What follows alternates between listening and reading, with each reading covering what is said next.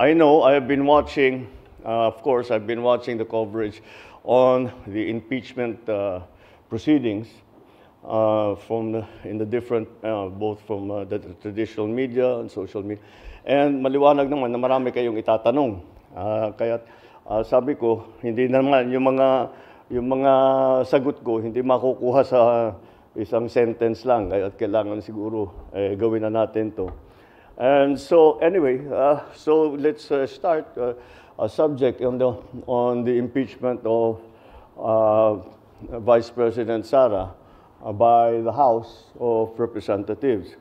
Now, I think it is useful, siguro para maunawaan talaga natin ang mga pangyayari at bilang siguro parang paliwanag na rin doon sa mga tanong na nakikita ko sa mga commentator. Number one, maalala ninyo, nagsimula lahat ito nung I made the pronouncement, sinabi ko na ayaw ko yung sana wag na tayo mag-impeachment dahil madaming ibang trabaho at actually it's also not practical. At nung panahon na yon, nung una kong sinabi yun, wala pang nagfa-file ng impeachment.